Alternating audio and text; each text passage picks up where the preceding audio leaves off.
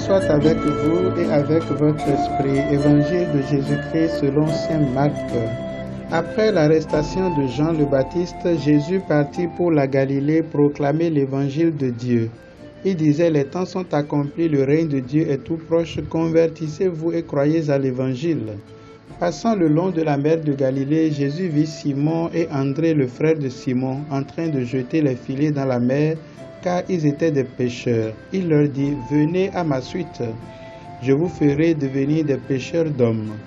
Aussitôt, laissant leurs filets, ils le suivirent. Jésus avança un peu et il vit Jacques, fils de Zébédée, et son frère Jean, qui étaient dans la barque et réparaient les filets. Aussitôt, Jésus les appela. Alors, laissant dans la barque leur père Zébédée avec ses ouvriers, ils partirent à sa suite. Acclamons la parole de Dieu. Louange à toi, Seigneur Jésus.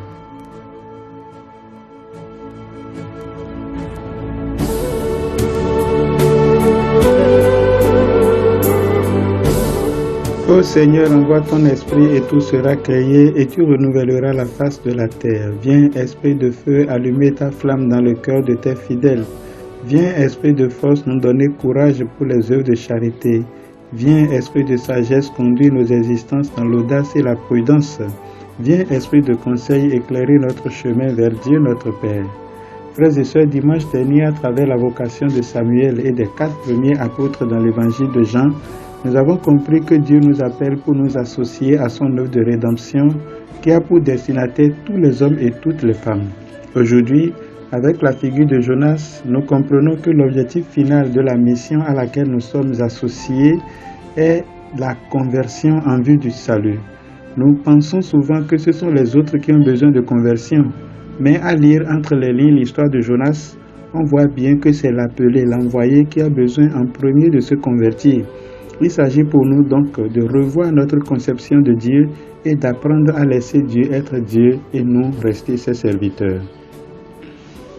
Jonas, en effet, ne voyait pas opportune la décision de Dieu d'offrir le salut aux habitants de Ninive. Il les trouvait trop pécheurs pour bénéficier des largesses de Dieu.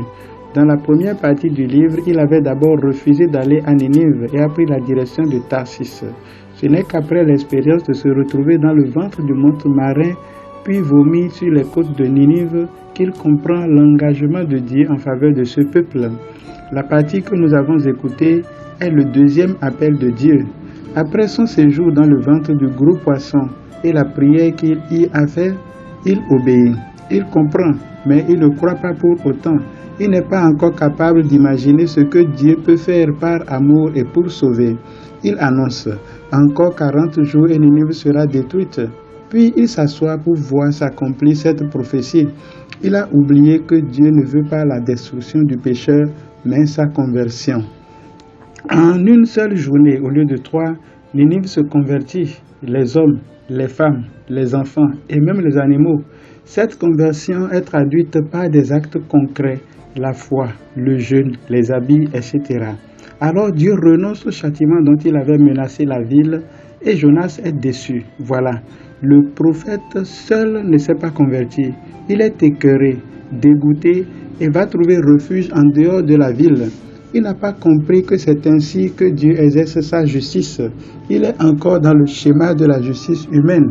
Il n'accepte pas que Dieu ne pense pas comme lui. Il dira d'ailleurs: ah, Éternel, n'est-ce pas ce que je disais quand j'étais encore dans mon pays? C'est ce que je voulais prévenir en fuyant à Tarsis, car je savais que tu es un Dieu compatissant et miséricordieux, lent à la colère et riche en bonté, et qui te répand du mal. Il lui reste seulement à ajouter: mais je ne veux pas que tu sois ainsi. Mais malgré tout cela, Dieu n'abandonne pas Jonas. L'histoire est très belle. Il faut la lire dans le livre de Jonas qui n'est pas du tout long. 4 chapitres, seulement 1 page et demie. La vie de Jonas nous montre que Dieu ne choisit pas nécessairement les bons, mais il demeure avec ceux qu'il a choisis et les accompagne dans leur vie afin de les conduire à la conversion qui est le gage du salut. Cette histoire nous montre aussi que Dieu ne renonce pas à ses créatures, quel que soit leur péché. Il travaille à notre conversion et nous envoie des Jonas. Il veut enfin que nous comprenions que pour être Jonas pour les autres, Nous n'avons pas besoin de tout comprendre ou d'avoir une foi à déplacer les montagnes. Nous avons simplement besoin de faire confiance en Dieu et d'être prêts à obéir à ses ordres. Frères et sœurs, le salut de Dieu n'est pas réservé à un peuple ou à une religion. Il est un don gratuit pour ceux qui acceptent de se détourner de leur mauvaise voie et d'accepter la voie d'amour que Dieu nous propose. C'est bien ce qu'annonce le Christ lui-même dans sa première prise de parole dans l'évangile de Marc. Les temps sont accomplis, le règne de Dieu est tout proche. Convertissez-vous et croyez à l'évangile. Se convertir et prêcher la conversion, c'est la mission à laquelle Jésus associe ceux qu'il a appelés. Simon et André, son frère, Jacques et Jean, son frère, étaient dans leurs activités ordinaires lorsque Jésus posa sur eux son regard et les appela. « Venez à ma suite ». La parole de Dieu insiste sur le mot « aussitôt » dans la réponse des appelés, exprimant ainsi leur promptitude et leur détermination. La question est de savoir ce qui en Jésus exerce un tel effet sur ceux qu'il a appelés et qui apparemment ne le connaissaient pas avant. Cette question rappelle celle que nous nous sommes posée le dimanche passé avec Samuel. Comment réagir face à l'inconnu, face à l'inattendu, face à l'appel de Dieu? Les 4 premiers apôtres n'ont pas pu résister. Est-ce que le nom de Jésus, sa parole aujourd'hui encore a des effets sur nous? Sommes-nous encore sensibles aux signes de Dieu qui continue d'appeler des hommes et des femmes pour l'aider dans sa mission? Qu'est-ce que nous sommes prêts à laisser pour suivre le Christ aujourd'hui? Prions. Dieu éternel et tout-puissant, dirige notre vie selon ton amour, afin qu'au nom de ton Fils bien-aimé, nous portions des fruits en abondance par Jésus le Christ notre Seigneur, au nom du Père, du Fils et du Saint-Esprit. Amen.